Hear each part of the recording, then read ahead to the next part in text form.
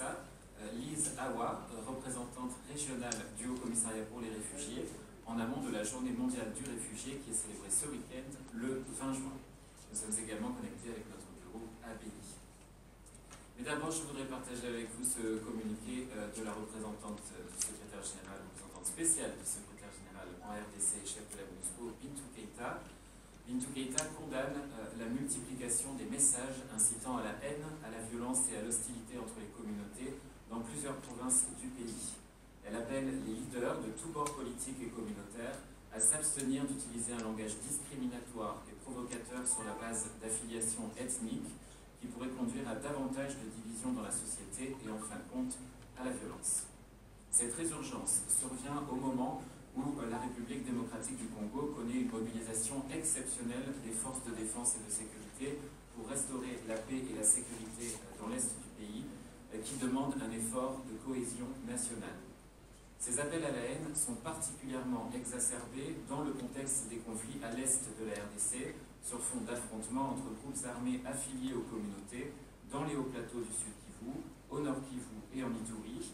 Mais ces appels à la haine ont aussi été notés dans le Katanga, le Mai-Ndombe ou même à Kinshasa. L'incitation à la haine, la violence et l'hostilité est contraire au droit international et à la législation congolaise. Elle est un abus du droit à la liberté d'expression qui est le fondement d'une société démocratique, a rappelé Bintou Keïta. De tels actes représentent une menace à la paix, la sécurité et la cohésion nationale et portent gravement atteinte au vivre ensemble.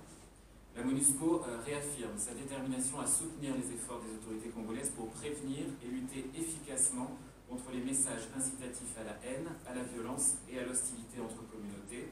Elle encourage le Parlement à adopter la proposition de loi contre le tribalisme, le racisme et la xénophobie qui est en cours d'examen à l'Assemblée nationale. Et la mission se tient prête à soutenir les juridictions congolaises pour engager des poursuites conformément à la législation existante. Je voulais aussi vous signaler que ce week-end à Bunia, environ 300 personnes ont préparé une journée d'échange et de réflexion organisée par le programme d'appui et de renforcement des capacités pour le développement en collaboration avec la MONUSCO. Une journée d'échange dont le thème principal était la paix durable, un comportement, une action, un défi pour la province de l'Ituri. La MONUSCO en a profité pour vulgariser son mandat dans le but de dissiper les malentendus et de lutter contre la désinformation. La MONUSCO a aussi doté la division provinciale des affaires coutumières et la coordination provinciale de la protection civile en Ituri de 2 bâtiments d'un montant total de $100 000.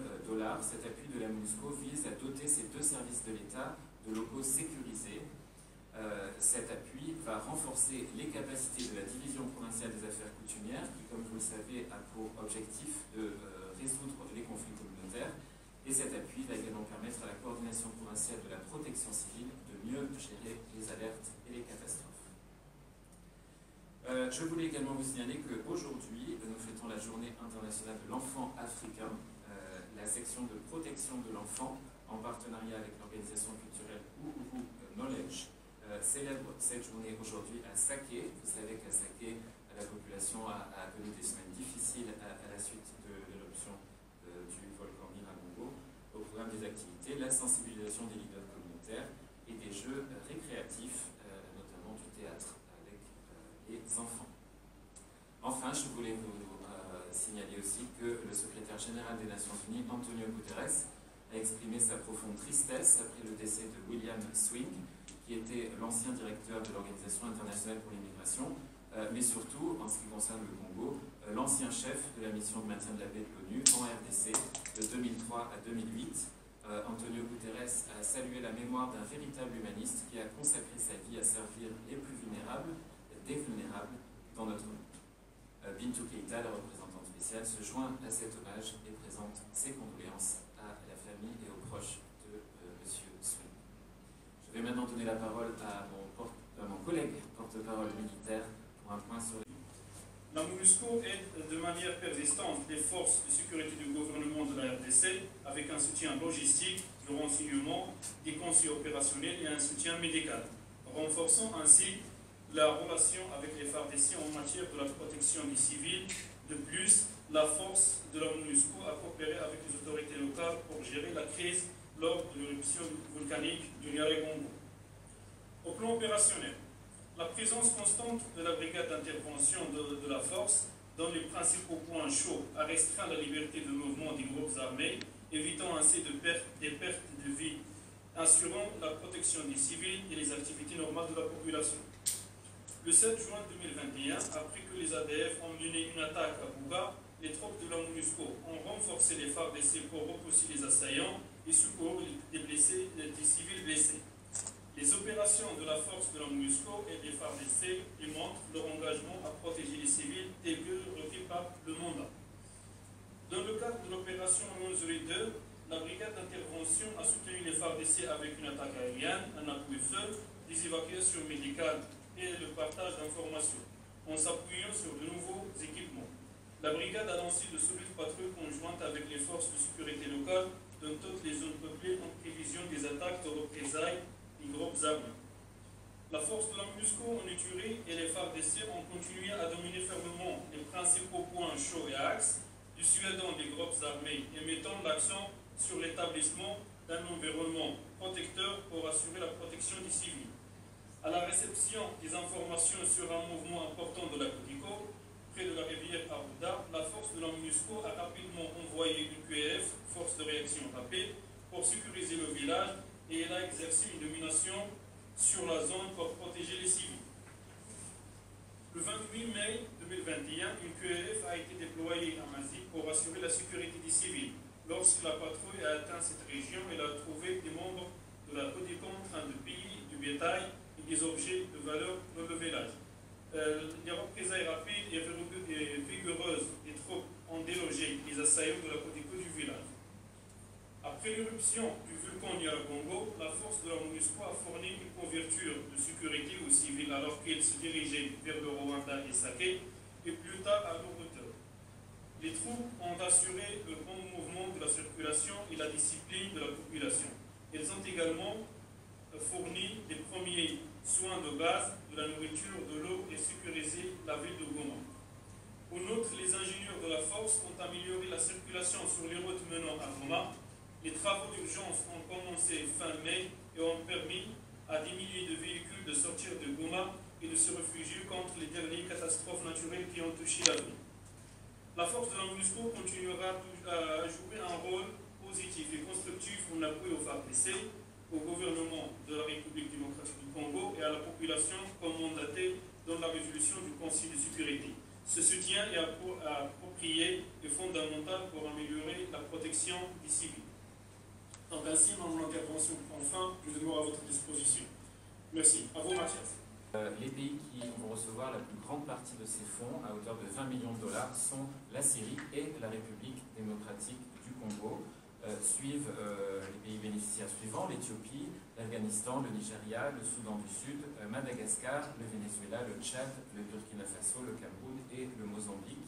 Un montant supplémentaire de 10 millions de dollars sera affecté à une gamme de projets axés sur la programmation en faveur des populations handicapées. Je donne maintenant la parole à notre invitée, la représentante régionale du Haut Commissariat aux réfugiés, qui est basée ici à Kinshasa, Madame Lise Awa. Nous faisons face à de multiples urgences, dont la plus récente, l'éruption du volcan Nyiragongo, a provoqué le déplacement de plus de 430 000 personnes de Goma.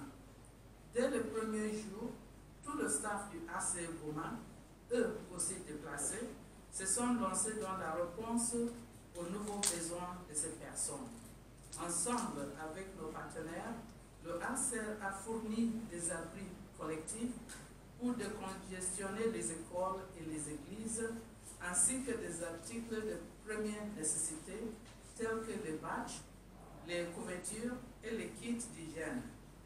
Comme vous le savez, plus de 5 000 maisons ont été complètement détruites.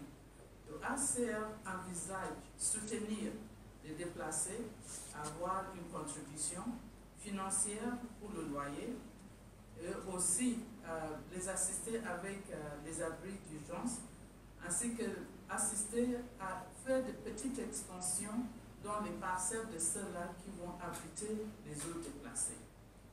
Bien que l'éruption volcanique soit une catastrophe sans précédent, nous n'oublions pas non plus des Congolais victimes d'attaques meurtrières par des groupes armés à l'est du pays. Quelques 5800 personnes ont été récemment obligées de fuir plusieurs sites déplacés dans la province de l'Ituri. Tout en reconnaissant les efforts fournis par les autorités congolaises, nous appelons à améliorer d'urgence la situation de sécurité dans la région afin de protéger les vies des civils dont beaucoup ont été attaqués et contraints de fuir déjà à plusieurs reprises. Dans ces circonstances, il est difficile au HCR et aux autres organisations humanitaires d'assister les populations en détresse. Le retour de la sécurité devient alors une urgence. Pour votre information, la province de l'Ituri toute seule compte plus de 1 700 000 personnes déplacées, soit le tiers de la population totale déplacée en RDC, que vous savez est déjà plus de 5 millions de personnes. La situation du déplacement en RDC compte les déplacés internes ainsi que des réfugiés qui sont arrivés en RDC à cause des situations difficiles dans le pays. Comme vous le savez, la RDC accueille généreusement, depuis fin 2020, plus de 92 000 nouveaux réfugiés centrafricains. Nous, le HCR et la Commission nationale pour les réfugiés, avons commencé à enregistrer les réfugiés biométriquement. À ce jour, nous avons enregistré plus de 70 000 réfugiés centrafricains dans les provinces de Bas-Orlé, du nord Bangui et du sud Bangui. Il y a aussi quelques-uns qui sont arrivés à Kinshasa pour chercher asile.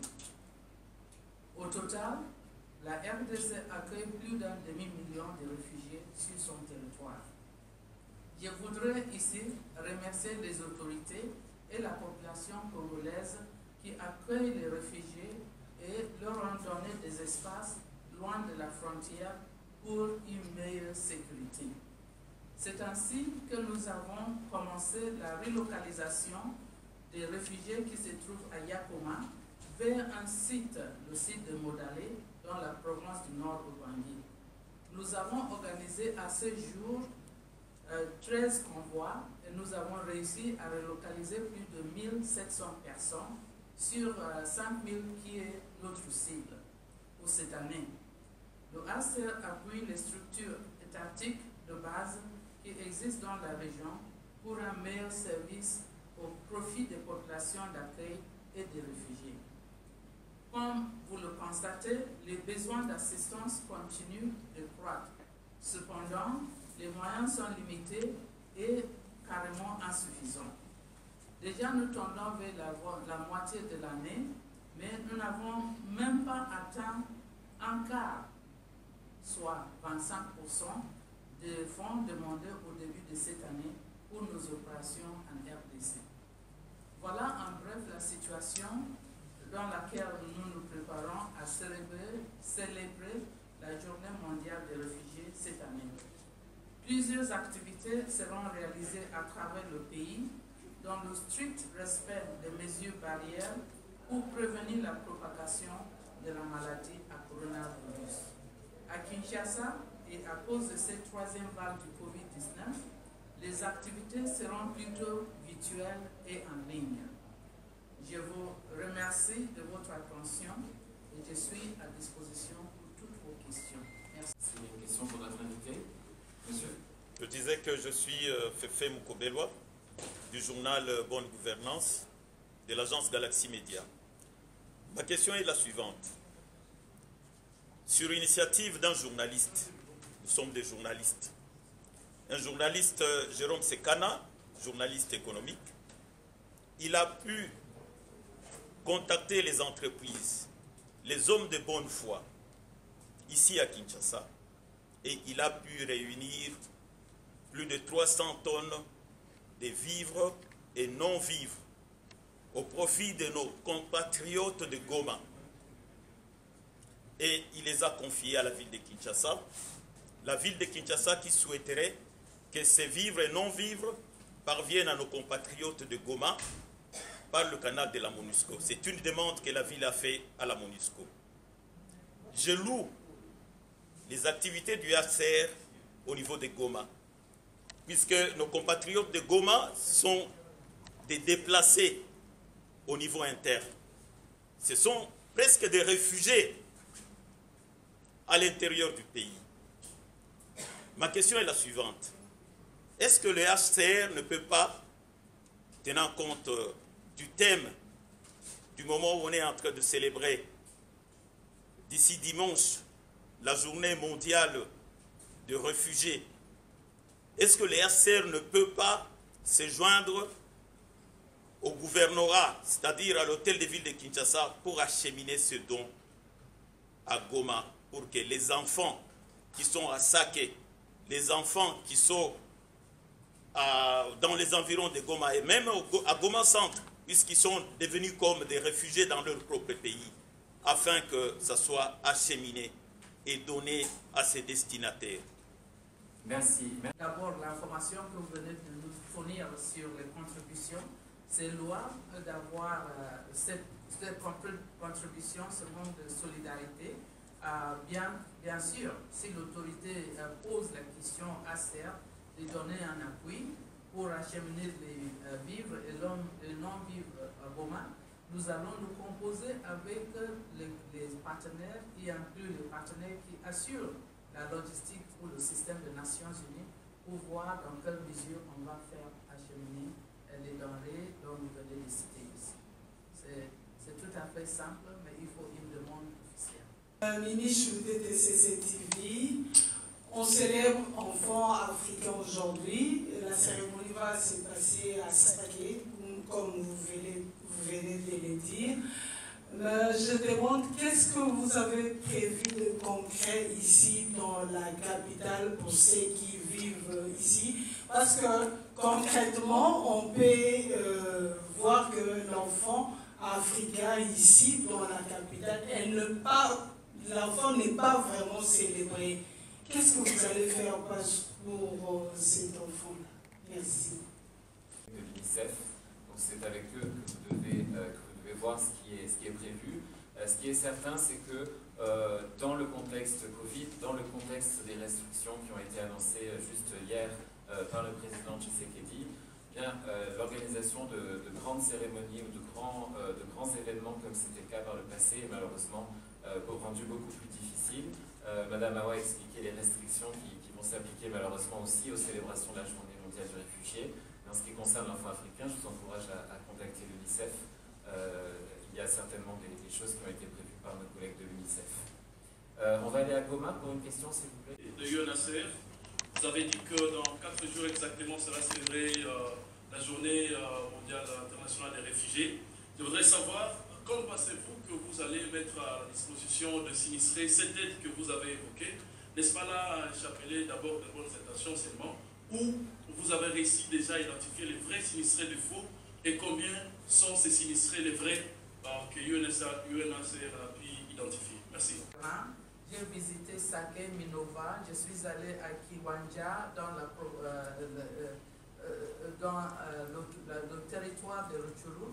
Là, effectivement, où les collègues de ACR que j'ai signalés, eux aussi déplacés, étaient déplacés dans 4 parties pour aller sur le terrain, vivre les circonstances parce qu'ils étaient eux aussi déplacés.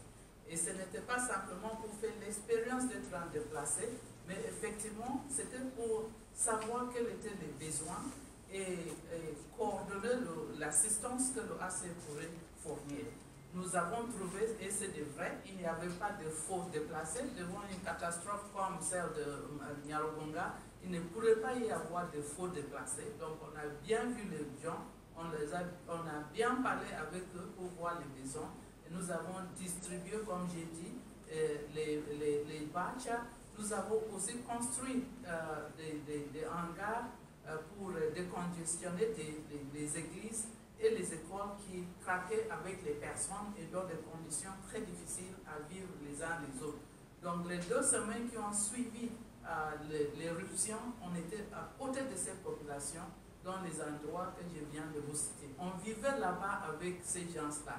Donc, ils n'étaient pas seuls et c'était déjà à partir du premier jour. Voilà la réponse que je pourrais vous donner du vécu à vous. De catastrophe naturelle, il faut voir évidemment les personnes qui sont déplacées par la catastrophe naturelle, mais aussi l'impact que ça a sur les communautés d'accueil. Et le HCR, comme d'autres agences humanitaires, travaille aussi à soutenir les communautés qui accueillent les déplacés. Ce n'est pas quelque chose qui est... l'assistance n'est pas limitée aux gens qui ont été directement victimes de la catastrophe, mais aussi aux communautés qui doivent absorber les chocs de cette catastrophe. Christiane, je crois que vous aviez une question. Et ensuite, on ira à Béni. Merci, c'est Christiane Ekabo pour le Journal des Nations. Je pose ma question à Madame Awa. Madame, il y a des déplacés, bien sûr, mais des gens qui se sont déplacés parce qu'il y a eu une catastrophe naturelle avec l'éruption volcanique, mais qui se sont déplacés avec des enfants. Et maintenant, il va se poser un problème au moment où ils vont rentrer. Je ne sais pas si vous avez pensé à ça, parce qu'ils sont partis, on ne leur a pas demandé des papiers, mais au moment où ils rentrent, moi j'ai eu quelqu'un au téléphone, une dame, qui est partie avec 4 enfants, et maintenant des enfants qui sont des mineurs. Au moment où elle va rentrer, elle doit faire des papiers administratifs pour, par exemple, l'autorisation parentale et tout. Est-ce que vous avez pensé pour faciliter l'accès, c'est-à-dire le retour de ces réfugiés-là, qui sont en quelque sorte des réfugiés, quoi. Ceux qui sont entrés, par exemple, au Rwanda, ou bien qui sont à Uvira, mais qui vont revenir par le Rwanda. Et madame aussi, vous n'avez pas parlé, il y a la Banque mondiale qui a disponibilisé des 150 millions de dollars pour les réfugiés et les familles d'accueil. Vous n'en avez pas parlé, je ne sais pas si vous pouvez faire allusion à ça. Le pays, cette somme ne sera pas octroyée directement au HCR, mais ça vient un soutien dans un projet que le HCR a avec la Banque mondiale. Et c'est destiné à la population congolaise et les réfugiés qui sont en ce moment dans les 3 provinces du Nord, mais surtout dans le Nord Ubangi et le Sud Ubangi. Et bien sûr, nous leur remercions beaucoup pour ce soutien. C'est de la même comme les États-Unis aussi nous ont donné une contribution, et ça c'était au HCR pour cette année, qui cible précisément le la RCA, la situation de la RCA de 12 millions. Je n'ai pas fait allusion à cela parce que quand on commence à citer les donateurs par nom, il y en a aussi qui se posent des questions et pourquoi pas nous. Donc c'est à cause de ça qu'on se limite, mais merci d'avoir soulevé la question et donc le fait que enchérir, que ça nous plaît et que la Banque mondiale appuie ce pays de cette manière. Maintenant, par rapport à la question de documentation, effectivement, c'est une question qui est très très critique et importante.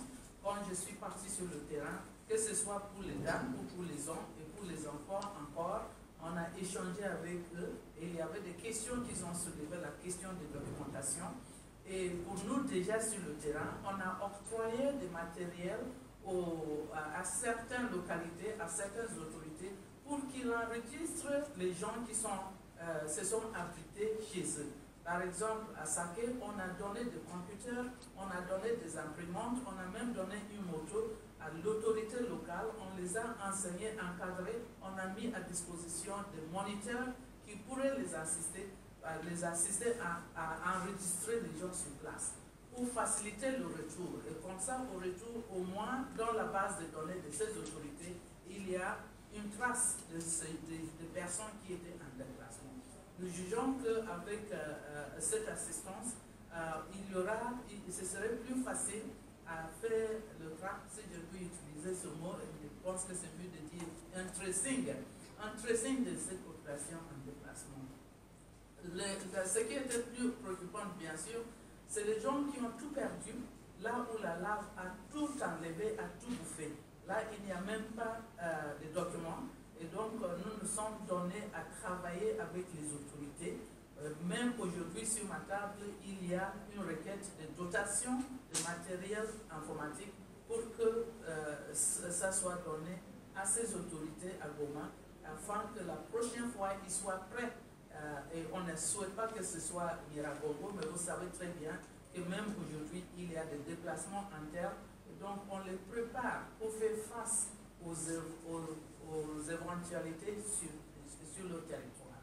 Voilà la façon dont le HCR approche la question ou aborde la question.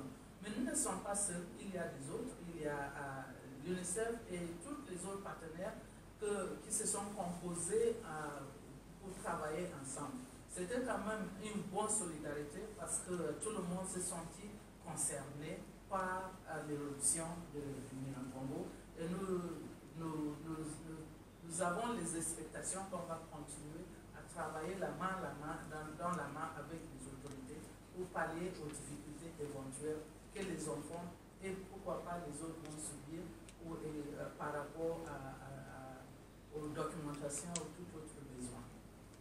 Nous avons un bureau qui travaille à Bénin et nous octroyons aussi non seulement les abris, à travers c'est un financier, on fait des distributions de cash pour des personnes qui ont été identifiées et par la population et par les autorités eux-mêmes à qui on donne des dotations en finance pour le loyer.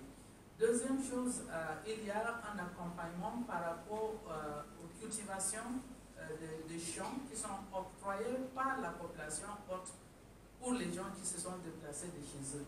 Donc, je ne suis pas sûre si vous avez si vous cernez complètement la situation par rapport au HCR ou si vous posez la question par rapport aux autres. De toutes les façons, il y a un appui que nous amenons.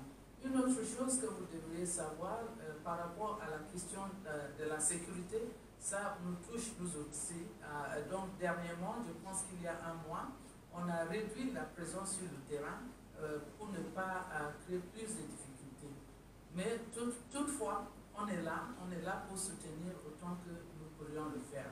Finalement, je pense qu'il faudrait nous épauler et appuyer par rapport à la mobilisation des ressources. Je viens de vous dire que jusque-là, cette année, on a posé une demande avec un budget bien clair. Nous n'avons même pas reçu plus de 18% de notre demande. Donc, on assiste en fonction aussi des donations que nous recevons. Merci. Merci. Pour le compte du magazine Actu 30, Mathias, ma question s'adresse à vous.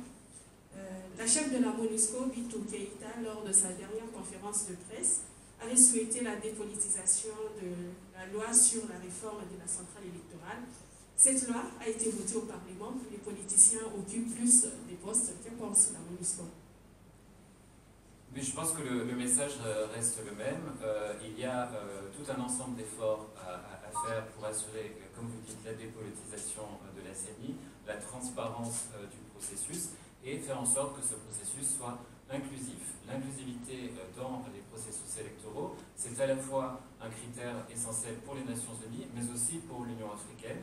Donc la représentante spéciale continue d'encourager ces réformes, d'encourager ce processus pour faire en sorte que les élections et que l'organisation en amont et en aval de ces élections puisse permettre des élections qui soient transparentes, crédibles et qui recueillent le maximum de consensus sur la manière dont elles vont être organisées et évidemment le consensus maximal également au moment de l'annonce des résultats. On va retourner à Goma, s'il vous plaît. Oui, ma question est de savoir, depuis l'éruption volcanique, il s'observe une problématique de la part de la femme, des femmes qui se sont déplacées tout en étant enceintes.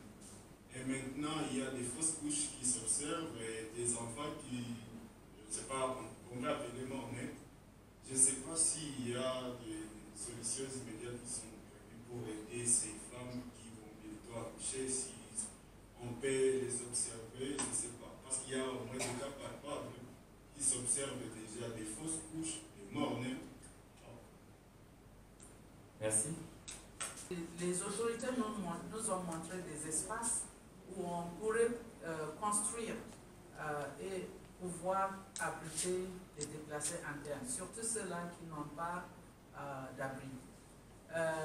Et ce n'était pas seulement le HCR à qui on a fait appel pour donner une contribution. Il y avait des autres agences aussi qui étaient sur le terrain avec nous en train d'explorer là où on pourrait mettre des abris et les abris communs et pour pouvoir réceptionner ou enregistrer les personnes déplacées et voir dans quelle manière on pourrait les assister.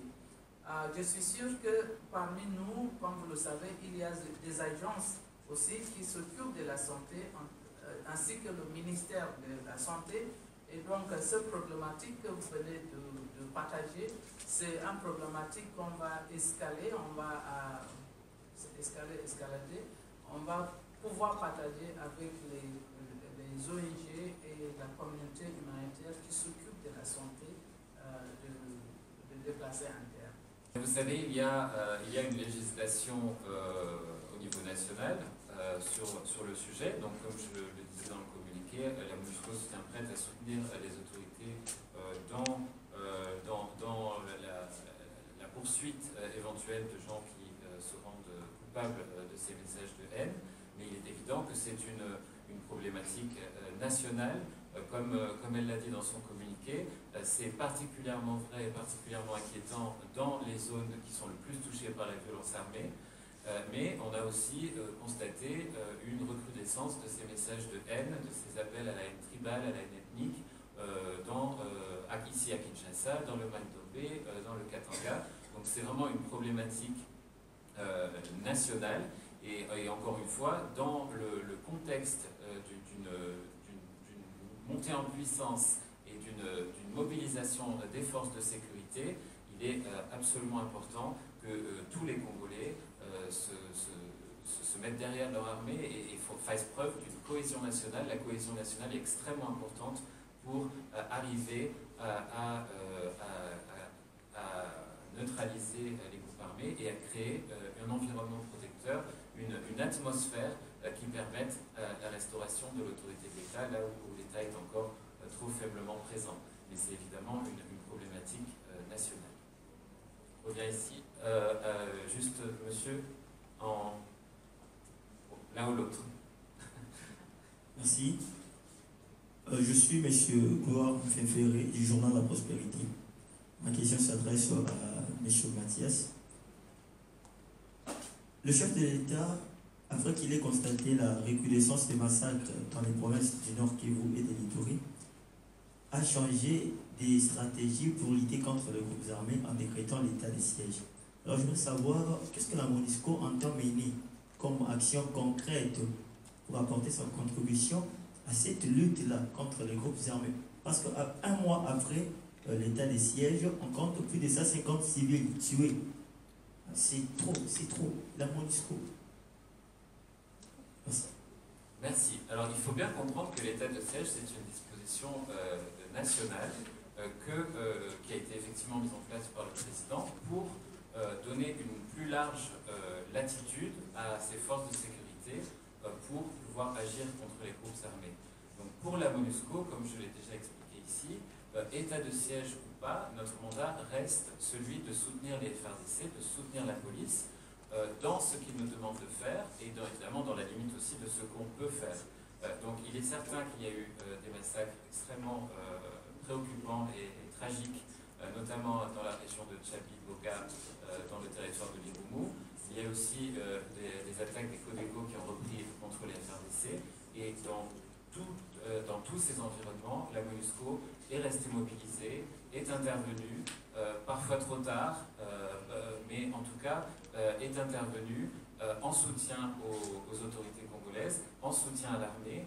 Le plaidoyer que nous faisons dans ces régions-là, et particulièrement dans le territoire de l'Urumu, c'est qu'il faut des forces de sécurité nationale qui soient plus présentes, qui soient plus nombreuses pour pouvoir répondre à l'ensemble des menaces, car comme vous le savez, à Tchabi-Boga par exemple, nous avons une situation où nous avons des tensions intercommunautaires qui sont extrêmement fortes et des violences qui sont liées à ces tensions intercommunautaires, plus maintenant la présence des ADF dans cette région et d'autres groupes armés aussi qui existent dans la région. Donc la situation est extrêmement complexe.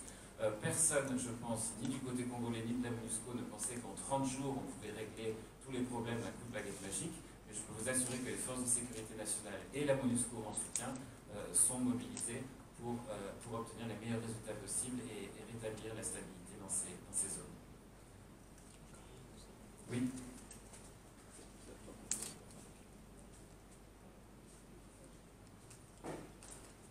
Merci, c'est Isaac Ouenza pour le compte Comex Actu Magazine. Ma question s'adresse à Mathias. Vous avez évoqué lors de votre propos liminaire le propos de Mme Bintou Keïta, qui la MONUSCO enregistre des messages de haine ethnique au niveau de l'Est là-bas. La République démocratique du Congo a plus de 450 ethnies ici. Mais vous ne l'avez pas parlé avec précision. Quelle est l'ethnie qui est sujet de menace la stabilité? Quelle ethnie précise? Merci. Il est important justement dans la lutte contre ces messages de haine de sortir d'une approche qui voudrait montrer du doigt une communauté ou une autre. C'est justement parce que toutes les communautés souffrent de cette atmosphère et de ces messages de haine que nous ne pointons pas du doigt une communauté plutôt qu'une autre. Il y a une situation dans les hauts plateaux qui est particulière avec des groupes armés qui ont une base ethnique. Il y a aussi les tensions intercommunautaires que je viens d'évoquer dans le territoire d'Irumu. Et il y a des messages que je suis sûr que vous pouvez voir également sur des communautés qui vivent au Katanga, au Kasaï, au Maïdombe. Toutes les communautés souffrent de cette ambiance de violence qui est créée sur les réseaux sociaux, et c'est pourquoi il est important que tous les leaders politiques et communautaires tournent le dos à cette logique qui voudrait pointer du doigt une communauté et travaillent à construire une cohésion nationale qui soit plus forte, parce que la cohésion nationale derrière vos forces de sécurité, mais aussi derrière votre État et en général la concorde communautaire est une des conditions à la fois pour rétablir la sécurité dans le pays, mais aussi pour créer les conditions d'un développement durable au bénéfice de toutes les populations et de toutes les communautés qui forment la population congolaise. Bon, je vais prendre une dernière question très rapide, la dame en rouge, et ensuite on va devoir conclure. Oui, merci pour la parole. Laetitia Ngomba pour le compte d'Africa TVFM. Au fait, ma question s'adresse à M. Mathias. Je voudrais savoir, oui, parce que la MONUSCO, à l'est de la République, est là pour accompagner notre armée. Et puisque vous dites que votre mandat elle est là et elle continue, et je voudrais savoir quelle stratégie allez-vous utiliser après? Parce que vous êtes, voilà, pour le dire clairement, vous êtes critiqué, oui, votre présence signifie, si je peux le dire, j'ose le dire, votre présence ne fait qu'aggraver la situation. Quelle stratégie? Merci. Je vais être obligé de répondre extrêmement rapidement parce qu'il reste 30 secondes. Quand nous rencontrons les autorités provinciales, quand nous rencontrons les autorités nationales, le message que nous recevons, ce n'est pas que nous créons plus de problèmes, c'est qu'au contraire, ils ont besoin de notre soutien, ils ont besoin de notre assistance et ils ont besoin des capacités que la communauté internationale a décidé de nous accorder afin de soutenir la stabilisation de ce pays. Et en ce qui concerne la stratégie, je vais être obligé d'être très très rapide, mais je voudrais rappeler que les situations qu'on connaît au Congo ne peuvent pas être réglées avec la même stratégie pour tout le monde. Les ADF ne sont pas les groupes qui travaillent dans les hauts plateaux, les CODECO ne sont pas le CNRD ou le FDLR. Il y a des stratégies et c'est ça qui rend la situation extrêmement complexe et notre travail très difficile et le travail de votre armée aussi très difficile, c'est qu'il faut à chaque fois adapter cette stratégie à des micro-environnements qui dépendent selon que vous vous trouvez au Massissi, en Ituri ou dans les hauts plateaux, selon que vous travaillez contre un groupe armé étranger ou contre un groupe armé local ou contre un groupe Maïmaï. Donc la stratégie, c'est de répondre au mieux aux besoins que les FRDC et le gouvernement, vos autorités, nous demandent comme appui. Merci beaucoup. On se retrouve dans 3 semaines, le 7 juillet, puisque le 30 juin est férié. Merci.